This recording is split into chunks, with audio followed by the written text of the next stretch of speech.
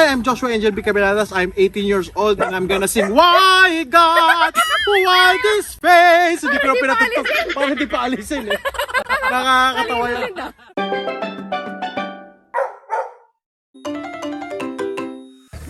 Lahat ng aso yung may pangalan. Meron. Apo. Alam niyo lahat. Apo. Sinong nag-name? Iba-iba po. Iba-iba. Parehas kami. May pagtatalo. Halimbawa, gusto niya yung isa, lavender. Ako gusto ko, saluyot, mga ganun. Tapos, ano ba yan? Iba naman, next. Hanggang sa parang, Barbie na lang. Sige, Barbie na lang. Kagaya po nito, ito, si Tik-Tik. Hindi po yung Tik-Tik original name, pero dahil mahaba yung dila, parang, grabe ka naman, bakit naman Tik-Tik? Kawawa naman siya, pero sige, Tik-Tik na lang. Rusko! Tik-Tik. Tik-Tik ang pinaka-friendly, no? Opo. Julian, sa'yo talaga lumalapit si Tik-Tik. Nagpapauwi na po yan. Okay, question. Ilang aso meron kayo dito? Oh my God! Adult? Oh, wait lang. Bilangin Or ko. puppy? Bilangin ko. Meron kaming 5 Australian taloy. At 5 Australian cattle dog. Gusto na pala yun. Isa, 2 German Shepherd na pang show type. Ilan na yan? 7. Oh. Isang Samoyed na lalaki. 4 yung Samoyed. Abat, Diyos ko. Pero isa lang yun nandito. In short, too many to mention. Meron pang wait lang, meron si Teddy Bear, mga poodle natin, si Oscar at saka si Stick-O. Stick-O, si Caramel, si Bella, si Mika, Si Mika. si Si Miley, si Missy, Si Ramon. si Houdini, si Ramon. Houdini, ano yan? Yan. Believe ako. 50, 20. Rough Collie isa. Mga bully natin si Non-exotic Brusco. bully, 5. Si Brusco, si Tik-Tik at saka si Mahiyain. Ito si Bell, Bell. Tapos yung Shiba Inu natin, si Pikachu, si Kilua, si Shogun, si Mew Mew, si Mew Mew, si Apuru. Apple. Tapos Samoyed natin si Icy, si Daenerys, si Thunder, si Luna, si Zia. si Zia. Ang dami Zia, sa Mini Schnauzer, si Bumbum, Scarlett, si Bumbum, Barbie, si Barbie, Cupcake. si Cupcake. Sa Chihuahua Chihuahua po, si Hatso, si Chacha, si Chacha. si Sa Bijon, si Aki. Sa Maltese, si Tantan. Si Tantan, At saka si Tonton. Tapos Lahat yun may, nandito? yung iba po Yung mga iba nasa Maynila. Yung iba po co-owned. Believe ako. Sa mga 70. Depende po kung nanganak na or hindi pa po. Ay, may nanganak pa, wala pang pangalan, mga 70. Pangalan po, 4. Oh my God. So ever since gusto niyo talagang magkaroon ng kennel? Ever since ba? Actually, may kasabihan tayo na, di ba, na pag mahal mo ang isang tao, Parang di naman. tutuparin mo yung pangarap niya. So, nandito tayo ngayon.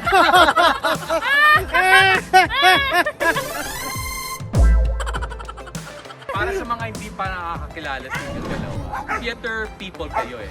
Si Andy, sabi mo nag-K-pop ka. No? So, Apo. background muna tayo bago natin pag-usapan ng pagpasok na sa dog care. Sige po. Josh, saan ka nagsimula sa theater? Nagsimula ako sa theater nung kumuha ko ng kurso, nag-transfer ako from RTU na psychology major, tapos hindi ko ma-afford mag-psychology major. So ang ginawa ko, nagpunta akong PUP. Nag-scholar ako ng bayan sa Universidad ng Pilipinas, Polytechnic U. Universidad ng Pilipinas, Polytechnic U, di ba? So yeah, sa PUP, ako ay 8 pala. 8. Ay, hindi. 9. Pang 9 ako na batch ng AB Theater Arts ng PUP. So, tapos, pinakauna kong prod. Cut short. Pinakong audition na pro ay Kleptomania? nag-miss ako na odds. Weh! Odds. Sapot. Tapos ginamit ko yun sa Repertory Philippines, nag-audition ako ng The Producers. Hindi kami naniniwala. Kasi Kailangan may sobrang haba ng pila ng mga nag-audition, si Tita Baby na andun. Nakaka-intimidate. Tapos sabi niya, introduce your name, sabi niya.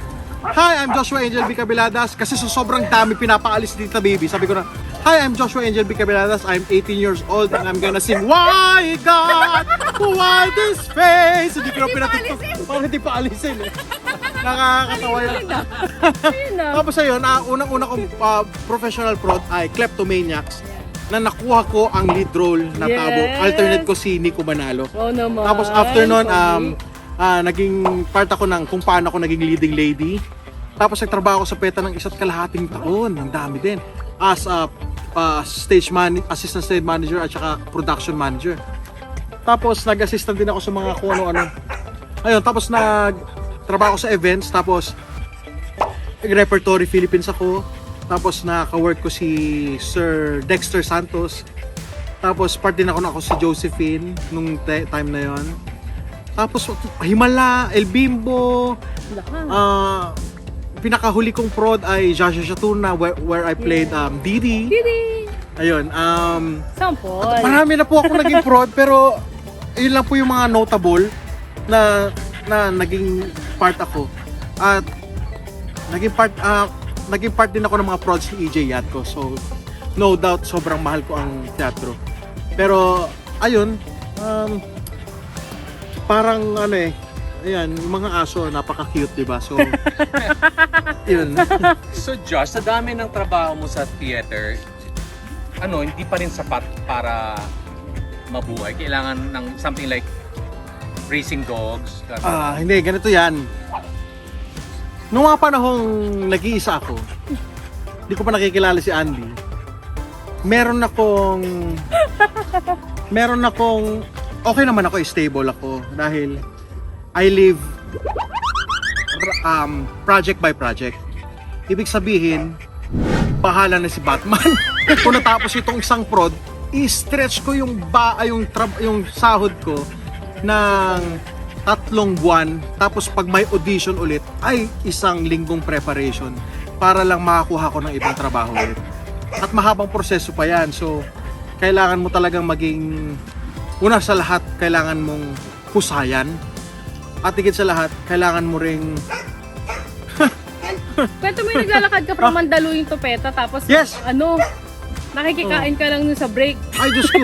Ayun, sa point na sa PETA, naglalakad ako from Mandaluyong to PETA para lang maki-network, para makipagkaibigan, para magtanong ng anong trabaho available.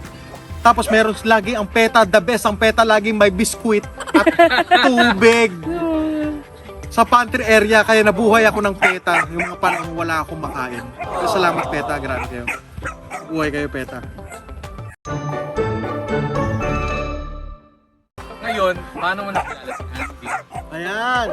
Si Andy, actually, meron kaming audition nun. Audition.